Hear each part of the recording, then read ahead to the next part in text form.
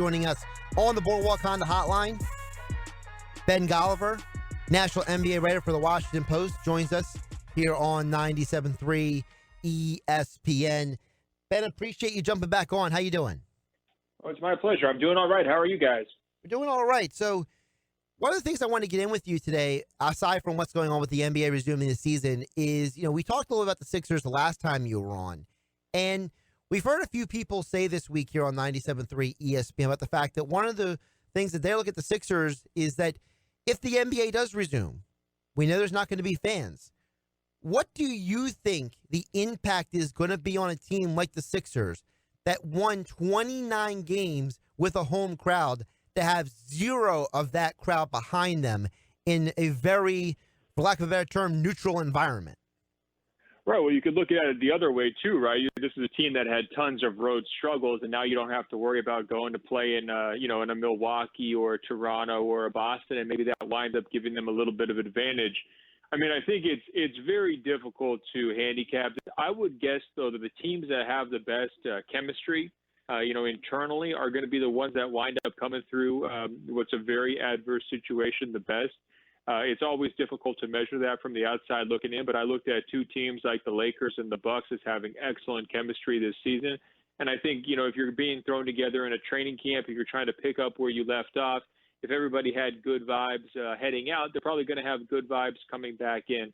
So I think those are some of the factors that we should be considering. But look, we've never seen a situation like this before at all. I mean, the only time there's neutral site games basically is summer league.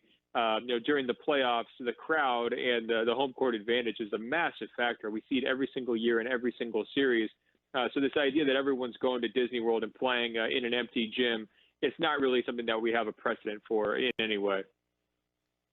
So you mentioned about team chemistry. Do you think the Sixers have enough chemistry then to legitimately make a run at the playoffs? Or do you think that as constructed, this team is just not ready to make that kind of run?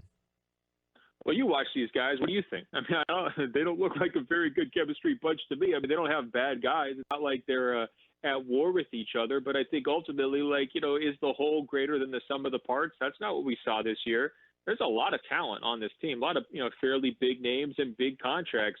Did they get everything possible out of that available talent? Did they live up to expectations? Flat out, no. They're one of the biggest disappointments in the entire league, them and the Houston Rockets, until they started shaking things up at the trade deadline down in Houston. So I don't personally view them as being a top chemistry team. I'd love for them to prove me wrong. I'd love for guys like Joel Embiid, who does a lot of talking about where he should be in terms of MVP candidates and Defensive Player of the Year candidates and things like that. I'd love for him to, come out of this core team and show the same kind of leadership on the court that he's done showing it off the court, which has been phenomenal in terms of what he was doing for the Sixers employees and everything else. But at this point, it doesn't look to me like a group that's, near the top of the standings in that category. One of the conversations we have a lot in this area, because a lot of the fans in this area, they look at Brett Brown, they point at him as the problem. And we saw in the Last Dance documentary about how it was mentioned, before Phil Jackson, there was Doug Collins. And we know before Phil got to Los Angeles, it was Del Harris and Kurt Rambis. And we all know about the situation of the Warriors, Mark Jackson before Steve Kerr. So is potentially one of the ways of this team moving forward after this season is changing the head coach from Brett Brown to somebody else? Yeah, I mean, I think we've heard that talk about Brett Brown's job security for a few years now. And I think sometimes, if there's smoke, there's fire, and, it just kind of lingers, and that's always going to be a question there. I mean, I think ultimately someone has to be responsible for the disappointment of this season if they wind up going out, say, in the first round. To me, their baseline should have been the conference finals for this year based on their talent and based on the investment that they made in players last summer. I mean, that should have been the target.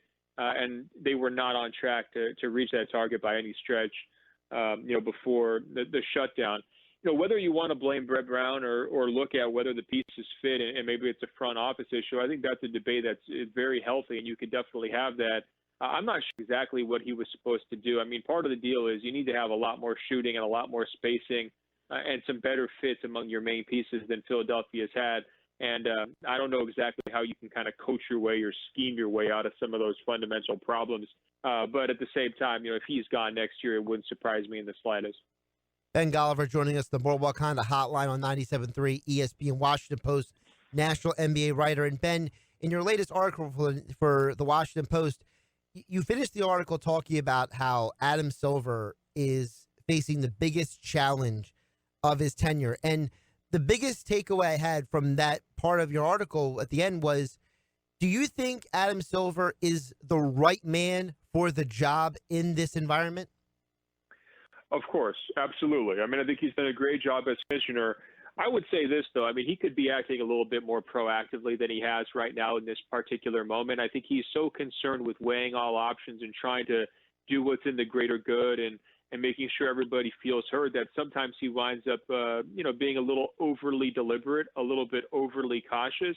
What I would do if I was asked by Adam Silver, and he would not need my advice, but I would say this: go back to that Donald Sterling incident, right, where he basically banishes Sterling from the NBA, and that was a situation where he was very forceful, where he acted quickly, where he did the right thing, and where the audience, fans, players, owners, and everybody gave him huge kudos for those aggressive moves, for sticking his neck out. And look, there was some real downside risk to doing that. There was the potential for legal ramifications, for the NBA getting sued and everything else. And yet Adam Silver, was a very forceful leader in that moment. I think that's what's needed right now, too. I mean, I don't want to get too much into politics and all that, but if you look around the country, I think there's a lot of people who are just sort of wanting some clear communication and clear leadership from people who are authority figures. And I think for the NBA's whole conversation this week to be, are we going to do a 16-team bracket or a 20-team bracket or a World Cup thing, or are we going to have, these agents are upset about, not having good enough hotels down in Orlando, and these players are upset about maybe being excluded from the playoff situation, everything else. I just think that whole conversation is a little bit toxic. It's damaging to the sport. And I think that Adam Silver could kind of get things back on track here by acting forcefully and just, laying out, hey, here's how the playoffs are going to work. And if you get your feelings hurt by those, those formats, so be it. That's part of the situation here. We just have to move forward together. I would like to see that happening from the commissioner's office. You mentioned about acting a little bit more definitively and forcefully. Is there something that maybe Silver and the NBA can take from what the NHL has done, how the commissioner just came out and said, this is our plan, or how, for example, for as divisive as he is, a guy like Dana White of the UFC, I mean, that dude is as forceful and as definitive and as decisive, whether we like it or not. So is there things that maybe the NBA and Silver can learn from the other sports that they can bring with the NBA's approach? Yeah, I think the NHL is a great example. It doesn't need to be this complicated. It doesn't have to be a 2-week debate about, every single team. Or do they want to be in? Do they not want to be in? And everything else. I mean, look, the bottom line is they need to land this plane, right? They need to get in and get out with the playoffs. Try to have as much TV interest as possible. Try to get a final so that you can crown a champion, because you've crowned a champion every single year since 1947. But the more layers of complexity you add to this, the better opportunity there is to be kind of penny wise and pound foolish, right? You start chasing some of those local TV revenue deals. You start bringing in all these teams that are going to play meaningless games who don't even want to be there. That's going to be bad for your product. It's not going to encourage excitement among fans. And it's also going to increase the risk that somebody important gets sick before the time you get to host the finals. I mean, ultimately, if you add all these different layers to the playoffs, and one of your main superstar level guys gets sick with the coronavirus before you can host the finals, have you shot yourself in the foot by doing all those extra things? I mean, it seems like there's some real value to just keeping this, very slick and simple and as easy as you possibly can make it. And that's what I respected about the NHL. They came right out with the plan. They said, here's how it's going to be. I didn't hear a lot of moaning or groaning after the fact. That was just the new rules, and people move forward. The bottom line is anybody complaining right now about the playoff format, by the time next season rolls around and we're back into preseason or even free agency in the draft, everyone's going to have moved on. They're going to understand. So don't worry so much about the hurt feelings right now, Adam Silver. Just get the job done. So considering what the NHL did, they're having 24 teams basically go into the playoffs.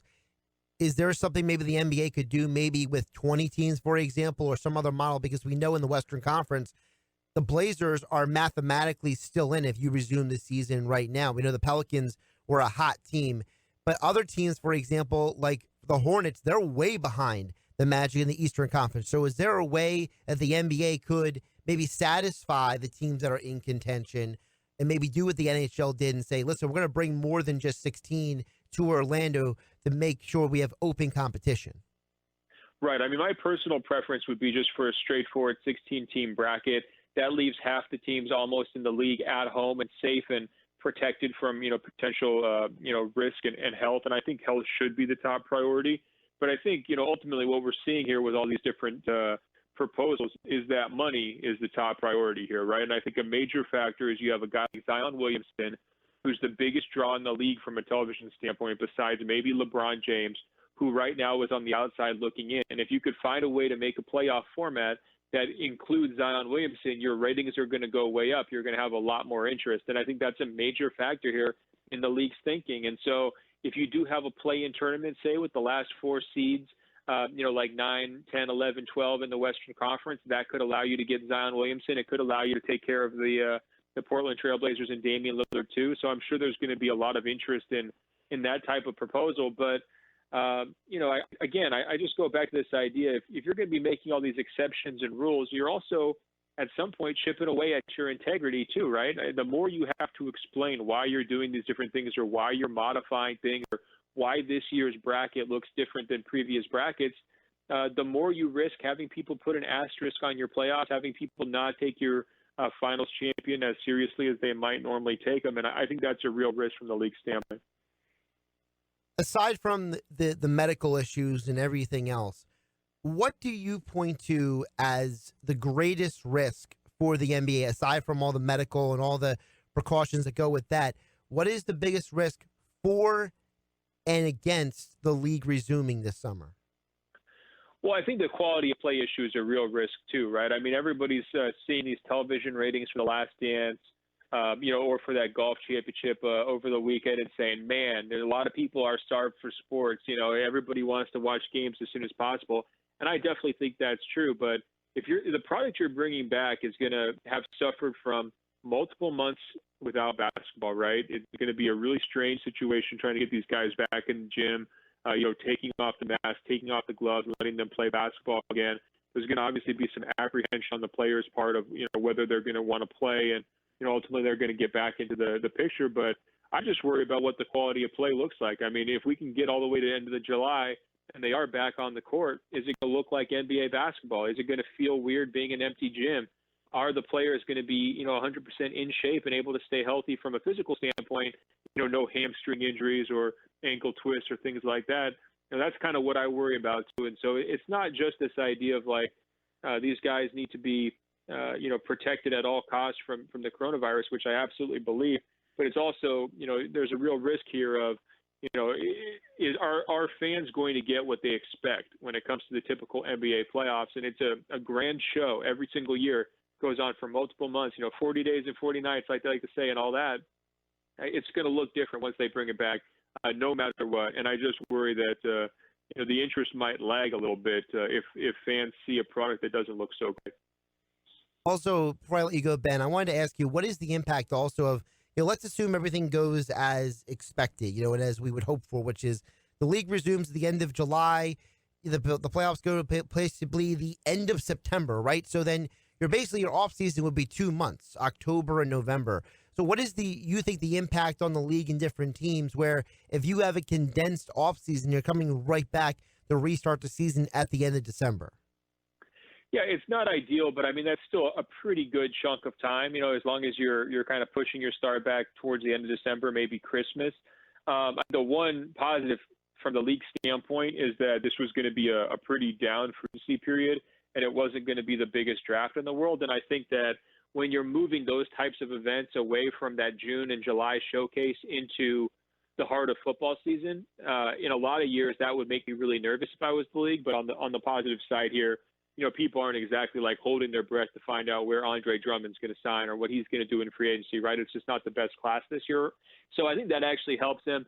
But in terms of having the players ready to turn back around in December, it's going to be tricky. And there's no doubt these questions are going to linger into next season. Are fans going to be allowed back in the building at any point during the next NBA season? If you delay that season until December, when are you going to play the finals? Is that going to run all the way back in late summer again next year? Does that have another carryover effect for the following year? And that's what I think is so important to keep in mind. I mean, this is not just about resuming basketball here for this summer. I mean, this is really decisions that are going to impact the next 3, 4, 5 years of the league on the court, and then potentially even longer off the court when you're looking at the scope of the economic damage. I mean, we're into the billions of dollars in terms of lost revenue for the NBA once this thing's all said and done, and that's going to take a while for the league to dig out of. He is Ben Golliver. Follow him on Twitter at Ben Golliver, Washington Post national NBA writer. Also, check out his podcast, The Greatest of All Talk podcast, as well. And as all guests, he joined us here on the Boardwalk Honda Hotline. Ben, appreciate your time here on a Friday, and take care of yourself. All right, man. Take care.